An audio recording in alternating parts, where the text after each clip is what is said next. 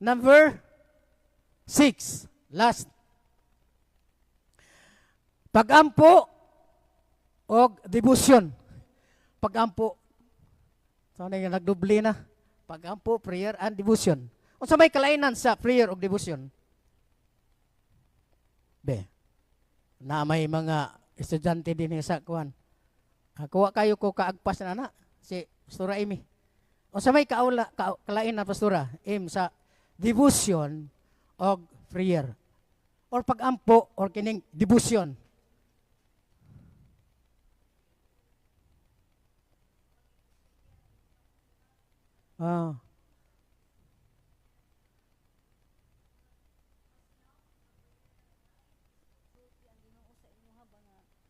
Paminawon gid nga kanang with devotion sa ba kanang kinahanglan yung paminawon gid pamation o kanang maslawom ba.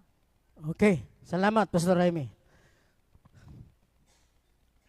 Kini Pastor Raimi no bisag wala ni siya ganing kwan ba pero glamito na si Ginoo. Mao lagi na nga kinahanglan ta nga makahibalo sa sekreto kay naa man gud ang sekreto tanan naas Ginoo. Muna, kung gusto tang mo-improve ang atong espirituhan nga kinabuhi, mudikit tag maayo diha sa punuan nga mo si Kristo. Amen. Hallelujah. Kay pinaagi na namubunga ta. So balik ta.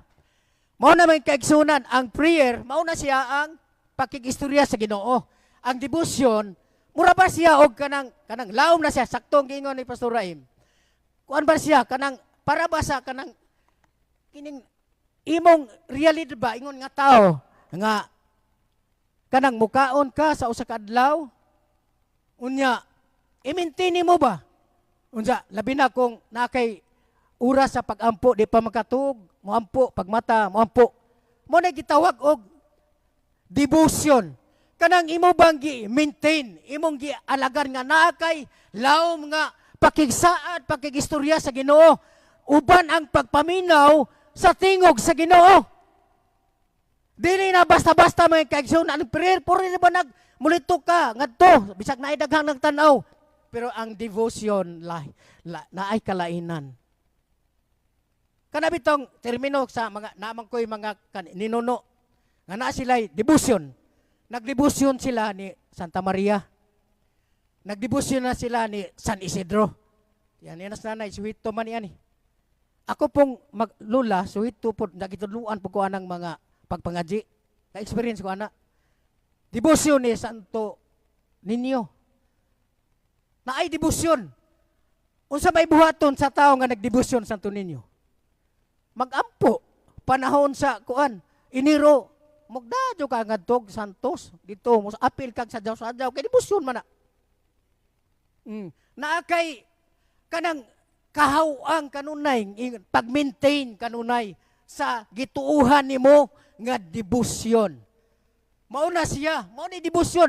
Kita ang atong pangandoy pagpangalagad sa Ginoo, ibutang nato sa atong kasing-kasing ang Ginoo ug himuon nato siyang debosyon. Diha sa mga pagampo. Amen. Kay kini duha nag-uban ni siya nga pinaagi sa pagampo makabatuntag kalig-on, makabatuntag kusog, mutubo ang atong espirituhanong kinabuhi diha sa pagpakigsulti sa Ginoo. Ganamit ito gitawag og personal devotion. Di ba? Kanang personal devotion, kanang ikaw gyud og ang Ginoo ray mag-istoryahay sama sa tao, sama sa imong ginakanan. Nga moingon ka pa nakinahanglan ko pa og 100 ug mapuhon pa kay gusto kong mapalit og mao na uniform. Ayaw pagpatagag istorya. Hulata ang Ginoo nga mutubag. Mutubag man siya, di ba? Mutubag ang Ginoo dili. So unsa may iyang tubag? Adunay tulo ka butang ang iyang tubag. Unsa man to? Oo, hulat, nga dili. Ang dili, tubag hapon na. Paribas maestra, correct, wrong, correct. Tubag hapon. Dili ingon nga way tubag na tubag. Paabuto na to ang Ginoong tubag. Unsa may tubag sa Ginoo? Be, tayo ko kag verse ninyo. Ingon ang Ginoo sa Jeremiah 33:3. Call unto me and I will answer you. Tubag na dili. Tubag. So manang sa atong pag-ampo man kay sunan, tuuhan na to nga sa atong mga pag-ampo paminahon sa Dios. Muna nga mga batan-on, balik na putas mga batan-on. Kung naamay gi-desire sa inyong kasing-kasing,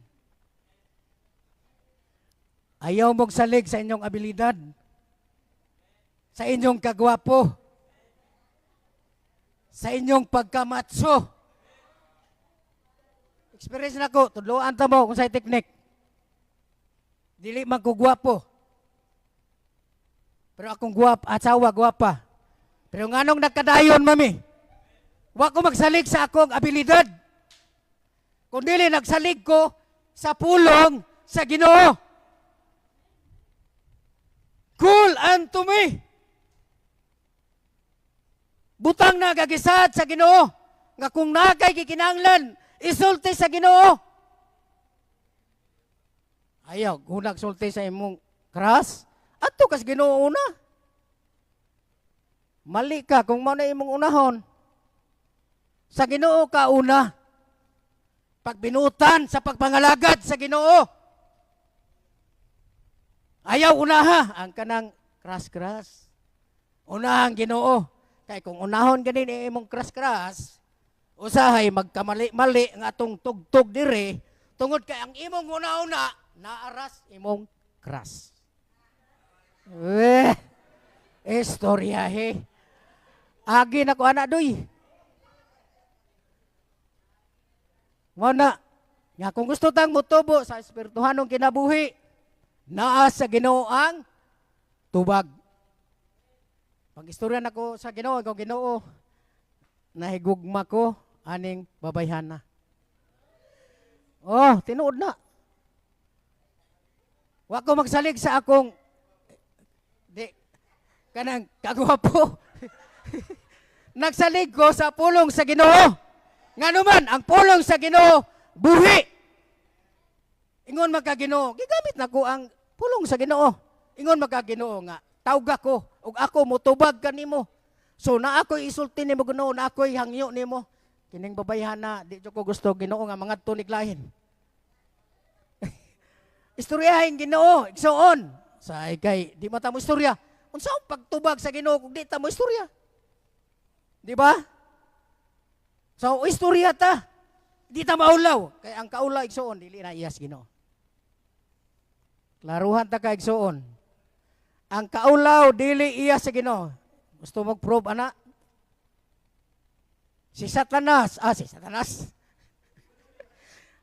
Si Satanas, man lagi mo itagihan ng kaulaw.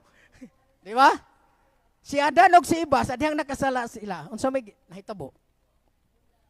Naulaw.